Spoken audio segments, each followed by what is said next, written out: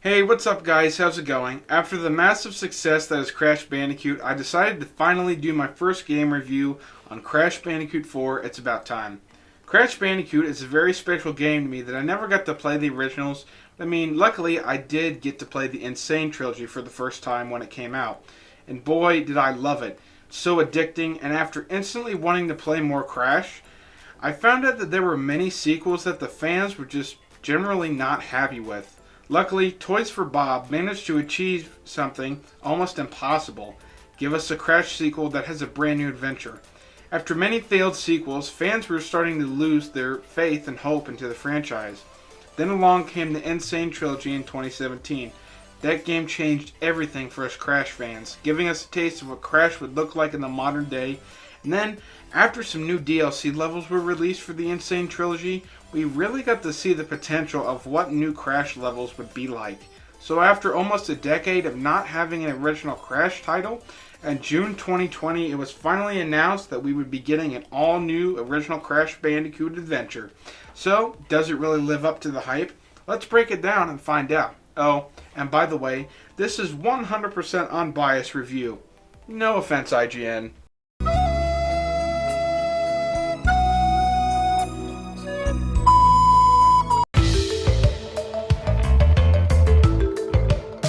Crash Bandicoot 4, It's About Time. Crash Bandicoot 4, It's About Missing Boxes and Feeling Depressed Inside. This game's a continuation and sort of soft reboot to the franchise by being a direct sequel to Crash Bandicoot Warped. So, in this timeline, none of the other sequels existed. In this game, Cortex and Entropy are stuck in the past with Uka Uka, and man have they been stuck there a while since they were last babies when Warped ended. Uka Uka uses all his last strength to open up a dimensional rift for Cortex and Entropy to escape from. So, it is up to our heroes Crash and Coco, along with a few familiar faces down the road, to collect the quantum masks, close the rifts, and stop Neo Cortex and Entropy for good. When starting out this first level on Insanity Beach, there's one thing you can immediately notice about this game. Man, does it look great. This looks so cartoony and gorgeous. I love it. As far as level design, this game follows the standard Crash formula where you go from point A to point B, except it's a little more open with some other secret areas you can access to get other boxes from, so that way the gameplay doesn't feel too restricted. The game works the same as any other Crash games by avoiding obstacles and enemies and collecting crates. I really love the different enemy types in this game. They really feel unique to each level and they really make the game stand out even more.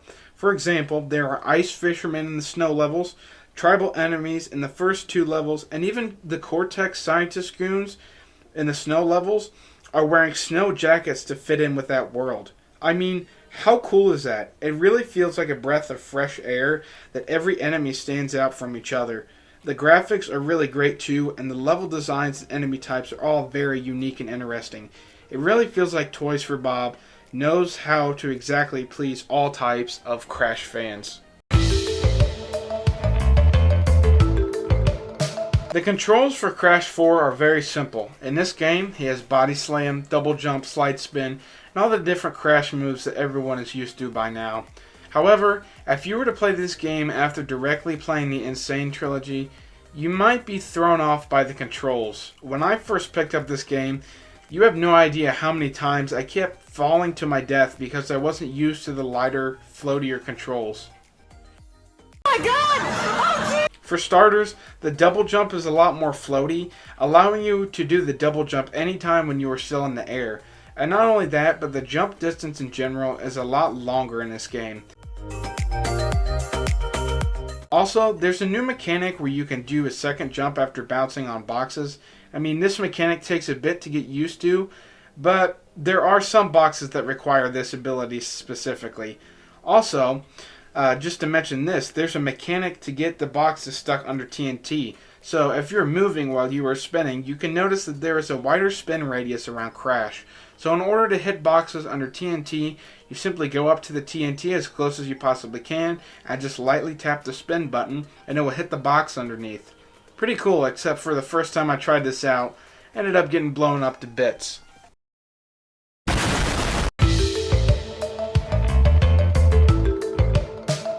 of the notable things Toys for Bob has accomplished with this game is the included side characters, such as the redesigned Tana, Dingodile, and Dr. Cortex. These levels are unlocked by progressing your way through the story, and the first side character that you get to play as in this game is Tana in the level Hook, Line, and Sinker.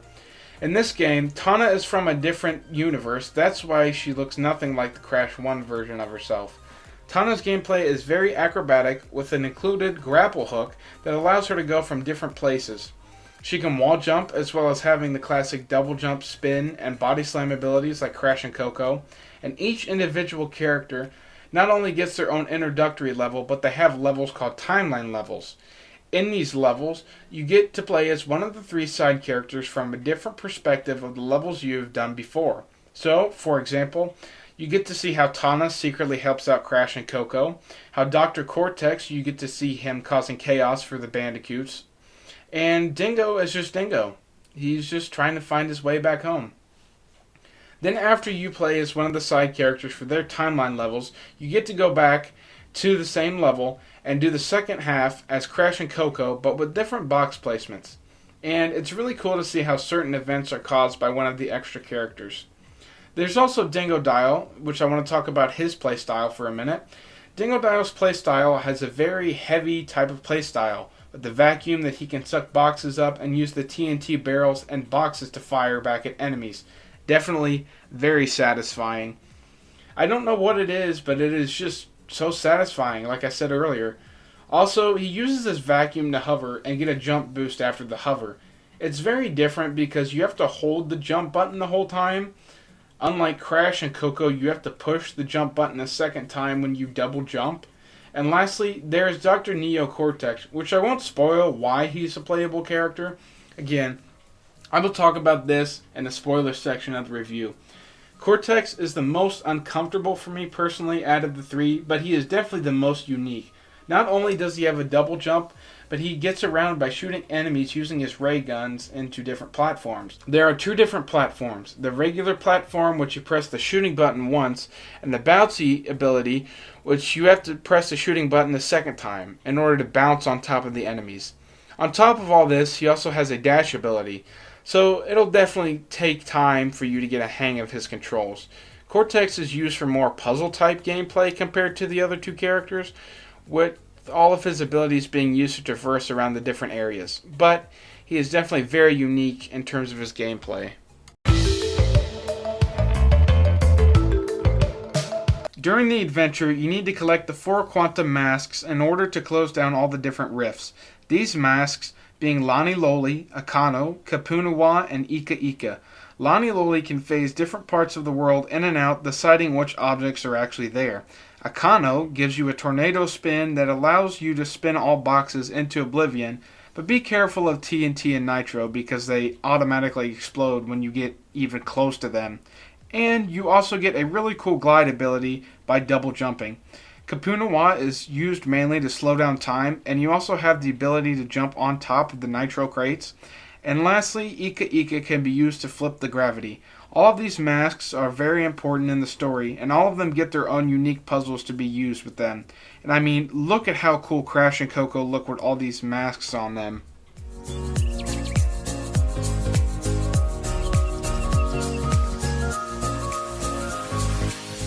Before we get into the next section, let's hear a quick word from our sponsors. Oh wait, we have none because I'm not cheap.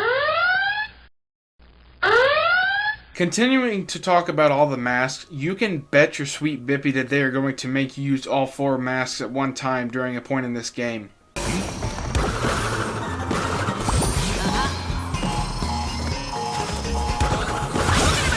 Holy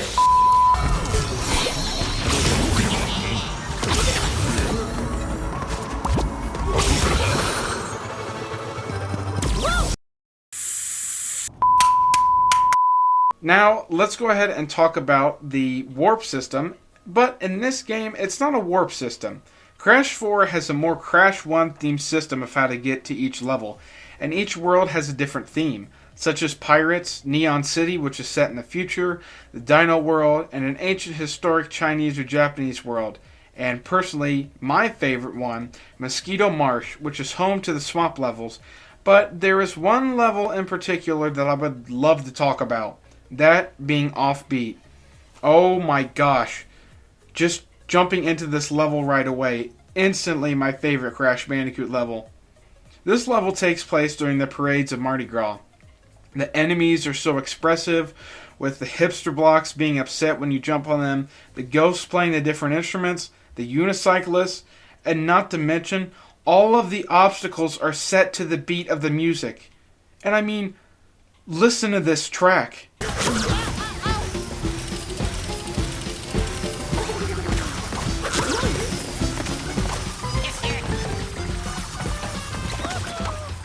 How could anyone not enjoy this level?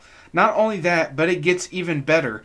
There are many Easter eggs, such as a pinstripe poster in the beginning, a Spyro, Pura, and even Eruptor from Skylanders all have balloons in the background during this colorful parade. Also, there's one cameo a lot of people seem to miss during their main playthroughs when they play through this game, and that is, of course, Ripperoo. Yep, you heard me right. You can flat out see Ripperoo hopping around on top of the rooftop in the background during the rail grinding section. This level is perfect. The enemies are great, the set pieces are so beautiful, vibrant, and colorful, and the amount of Easter eggs in this level just puts that cherry and sprinkles on top. When people think of Crash 4, I bet this level will stand out the most. Anyways, let's go back to the story. The main villains in this game are Engine, Embryo, Cortex, Entropy, and Cortex again. More on that in just a minute. Engine's boss fight, you find yourself against a massive percussion heavy metal robot, by far my favorite boss in this game. Embryo is very similar to the classic Crash boss where you are fighting his slime creatures and jumping to attack. Cortex, first fight, you're on his blimp dodging several waves of missiles and projectiles with a little bit of cool Easter eggs during the fight as well. Feel the wrath of Cortex! Oh, I see what you did there. Get it? Because Wrath of Cortex, started the game together. The original game was And lastly, Entropy, using the female Entropy from Tana's dimension to fight Crash. Oh, and one thing worth noting, after the boss fight of Embryo, you unlock the inverted levels. The inverted levels are the regular levels, but they are mirrored and have a special filter to them. Some of them are really cool, such as painting the world every time you spin, or having a sonar crash ability in the first few levels. But some of them just really hurt my eyes. I mean, take a look at this. How are you supposed to concentrate on the platforming and getting all the boxes when this is on your screen? What the hell is even that? After fighting Cortex the first time, he decides to team up with Crash to get out of his endless fighting cycles with him. And that's why we end up playing Cortex in the next world. However, like you may have expected, this doesn't last very long as he turns out to be a villain once again after he backstabs you. After Neon City, he takes all four masks back to the time right before Crash is born in Crash 1. And after beating him again, we are awarded with the triple spin ability, which is used for time trials. For a casual playthrough of this game, it is very enjoyable. You have two options to your playstyle when starting this game. Modern, which you have unlimited lives, but you do have the death counter, or Retro, which is like the standard Crash games. And you still have a death counter on Retro as well, but you do have lives that run out. With each level getting harder than the previous, there's a really great difficulty spike with the casual playthrough of the main story. However, if you're going for that 106%, good luck to you. You're gonna need it, trust me. You have to get all 12 gems in each level, 6 from the regular and 6 from the inverted mode in order to unlock all the skins for Crash and Coco. And trust me, there are a lot of skins. Then, each level then has a flashback tape, which is an extended version of the bonus rooms that is from 1996, where Cortex did his experiments and tests on Crash. There are 21 of those, which you must go through the level until you get there, and simply collect the tape. Oh, not simply, because you have to get to that point without dying. And, yeah, these get harder and harder, because you have to go through each of the levels doing this, and some distances of getting the flashback tapes are short. Others, you have to make it clear to the very end of the level to get that flashback tape. So, good luck. You're going to need it. And there's more, because there are 4 color gems that you have to get in order to get all the boxes in each level. And the time trials are back. And unlike the previous Crash Bandicoot games where you would just have to get gold, you have to get platinum on all 38 levels. Are you kidding me? And trust me, these are hard to get. And if you think those are hard, oh well, then just try the developer times in this game. Yes, there are developer times in this game, which I will definitely not be going for because I can barely get the platinums, and you don't even get anything extra for getting all these dev relics. Only the platinums are required for 106%, so don't start to worry if you think that the dev trials are towards your 100%. And lastly, there are the insanely perfect relics, which requires you to get all the boxes in the level Crash 1 style without dying. So yeah, once again, good luck, and I'm just going to die in peace knowing that I keep missing boxes. Overall, this game brings back nostalgia to the original Crash games that I wish I had. Crash fans will definitely love this brand new modern era of Crash, and let's cross our fingers for a Crash 5, which I'm pretty sure will be happening after this game. It has a good story, great gameplay, amazing graphics, and it's a ton of fun. I would just recommend for casual players to stick with the core gameplay, but if you're really up for that challenge of getting the 106%, then go for it. But I wish the best of luck to you all that attempt that. You all are brave souls. Why are we still here? Just to suffer? In all seriousness, Crash Bandicoot 4 is a fantastic new adventure for the Bandicoot, and with this great game, I am very excited to see what is in store for the Orange Furball. So, I am giving this game a drumroll, please.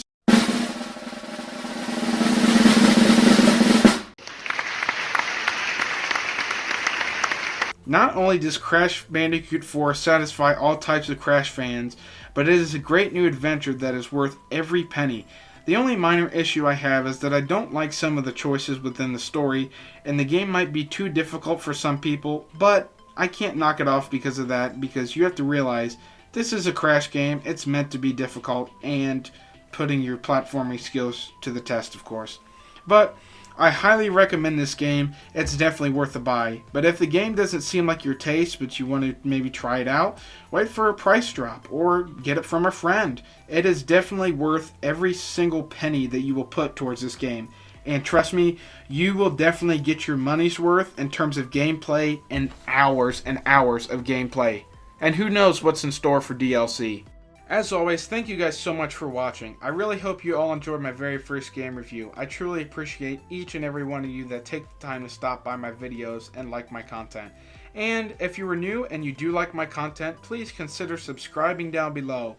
If you guys want to check out my Crash 4 streams, I will also link those in a playlist down below. And make sure to subscribe once again to join the CoolFresh clan and turn on notifications so you don't miss out on anything, streams, or videos in the future. Let me know in the comments down below, will you guys consider picking up Crash 4? Also, what is your favorite Crash game? As always guys, I am CoolFresh Gaming. I will see you guys in the next video or stream. Stay cool, stay fresh, and stay gaming. See ya.